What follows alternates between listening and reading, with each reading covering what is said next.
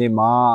ကျွန်တော်တို့ကိုအသက်ပေးတဲ့နှုတ်ကပတ်တော်ကနေကဘာတဝမ်းလုံးမှာရှိတဲ့ကက်သလစ်ဘာသာဝင်တွေအတွက်သတ်မှတ်ပေးထားတဲ့တမန်ကျမ်းစာမှာဘာအကြောင်းအရာလဲဆိုတဲ့အခါကျရင်ပထမအဒဝင်ဒူတနင်္ဂနွေနေ့ကတော့ကျွန်တော်တို့ခရစ်ယာန်ဘာသာဝင်တွေဆိုတာဟာတတိဝရိယနဲ့ဖျားသခင်ရဲ့ကြွမြန်းခြင်းကိုညှော်လင့်ခြင်းနဲ့စောင့်မျှော်နေရမယ်ဆိုတဲ့ hope and vigilance ဆိုတဲ့တရားပေါ်မှာဖျားသခင်ရဲ့တပိနှုတ်ကပတ်တော်ကကျွန်တော်တို့ကိုထောက်ရှုစဉ်းစားစေပါတယ်ဆိုတော့တတိဝရိယနဲ့မျှော်လင့်ခြင်းနဲ့စောင့်ဆိုင်ခြင်းဆိုတာကို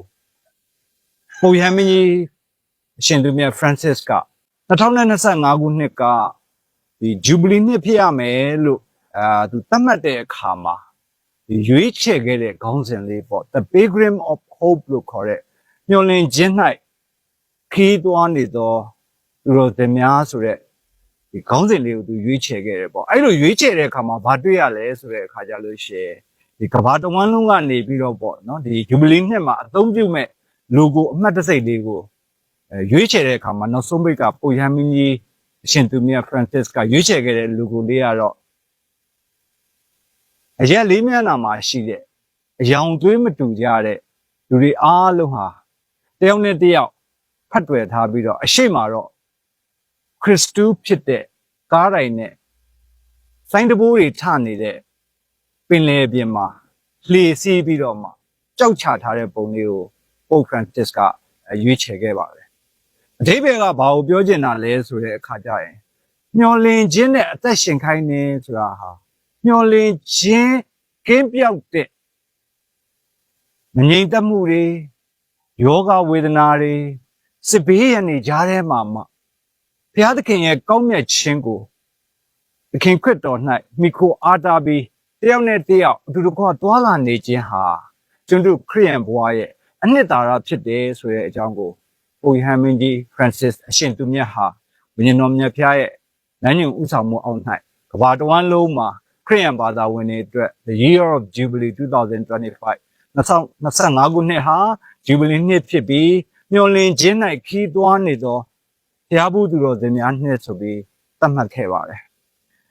ဒီအဒဝင်တူပထမတနင်္ဂနွေနေ့ရဲ့ကြားနာရတဲ့နှုတ်ကပတ်တော်တွေကိုကြည့်တဲ့အခါမှာဒီနေ့ကြားရတဲ့ပထမကျမ်းဟေရှာယအနာဂတ်ကျမ်းထဲမှာဟေရှာယ prophet ကဘုရားသခင်ရဲ့ကြီးသူတော်နဲ့ယူပါယုံရတဲ့အခါမှာဘာတွေ့ရလဲဆိုရင်မြင်မာတဲ့ဂျေရုဆလင်တောင်ပေါ်ကြီးပေါ်မှာအနေနဲ့အရရက်ကနေကဘာတဝန်းလုံးကလာကြတဲ့လူတွေဟာဒီဂျေရုဆလင်တောင်ပေါ်ကြီးမှာရှိတဲ့ဘုရားကျောင်းဗိမာန်ကြီးပေါ်မှာသူတို့လာရောက်ပြီးတော့မှဘုရားသခင်ကိုဝတ်ပြုကိုးကွယ်တဲ့အခါမှာသူရဲ့ဘဝအသက်တာဟာပြေဝဆုံလင်ခြင်းနဲ့ပျော်ရွှင်ခြင်းဆိုတဲ့စစ်မှန်တဲ့အနှစ်သာရရဲ့ယူပါယုံကို Prophet ဟေရှာယကရရှိပါတယ်ဒီကျမ်းရဲ့နတ်အဓိပ္ပာယ်မှာဘာတွေ့ရလဲဆိုရင်ကျွန်တော်တို့အားလုံးဟာတစ်ချိန်တစ်ခါကြလို့ရှိရင်ထာဝရဂျေရုဆလင်ဖြစ်တဲ့အိမ်တော်ကြီးအတွက်ကျွန်တော်တို့လူသားတွေဟာဒီလောကမှာခီးသွားနေကြတဲ့အခါမှာလက်တလောတွေ့ကြုံရတဲ့အခက်ခဲတွေပြဿနာတွေဆုံးရှုံးမှုတွေဒါတွေဟာနောက်ဆုံးမှုပဲနဲ့ကျွန်တော်တို့နောက်ဆုံးပန်းနိုင်ဟာကျွန်တော်တို့ဘုရားသခင်ဖန်ဆင်းပေးထားတဲ့ထာဝရဂျေရုဆလင်အိမ်တော်ကြီးပေါ်မှာကျွန်တော်တို့အားလုံးဟာတနေ့တစ်နေ့လူတို့အားသွားလာရမယ်ဆိုတဲ့ကျွန်တော်တို့တူးစီကိုမျှော်လင့်ချက်ပေးတဲ့သတင်းစကားပဲဖြစ်ပါတယ်။အဲ့ဒီသတင်းစကားကိုကျွန်တော်တို့ဟာနားလည်ဖို့အသက်ရှင်ဖို့ဘယ်လိုနည်းနဲ့မျှော်လင့်ခြင်းနဲ့အသက်ရှင်ရမလဲဆိုတဲ့မိကွန်းပဲဖြစ်လာပါတယ်။ပြီးခဲ့တဲ့2025ခုနှစ်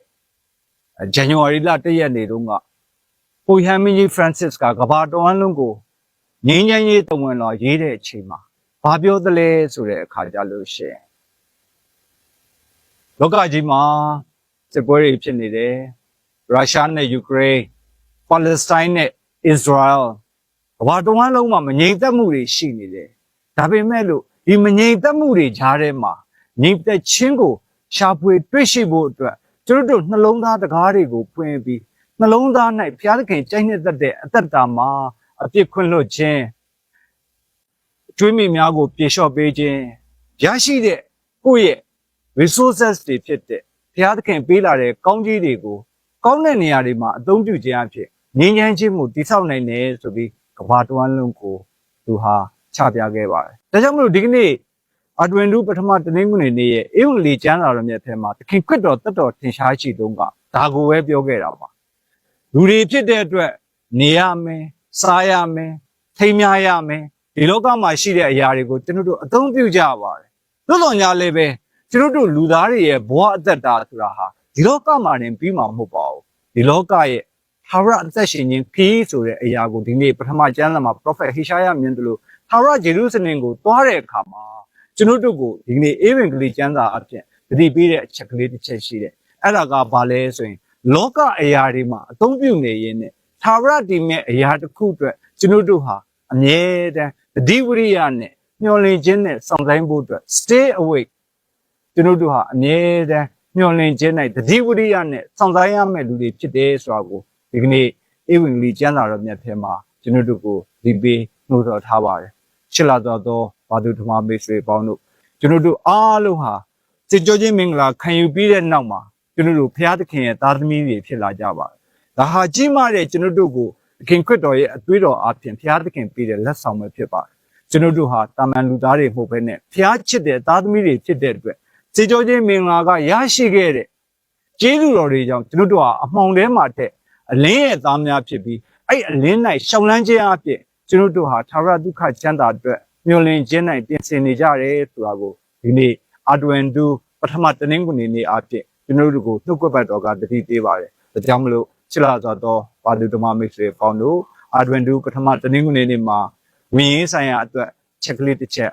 ဒီလိုပါထောက်ရှိရအောင် the hope and vigilance ကျွန်တော်တို့လောကအသက်တာမှာရှင်သန်နေတဲ့အခါမှာ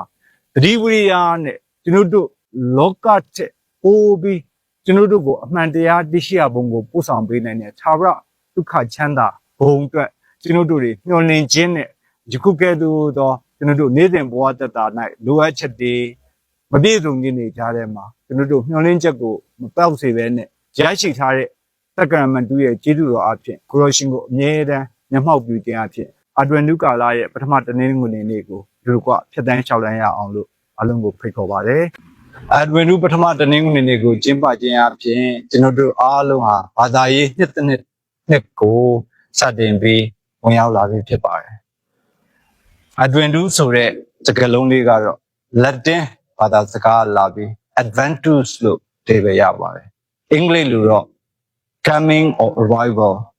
ကြွမြန်းခြင်းရောက်ရှိခြင်းဆိုတဲ့အဓိပ္ပာယ်လေးကိုတည်ဆောင်ပါတယ်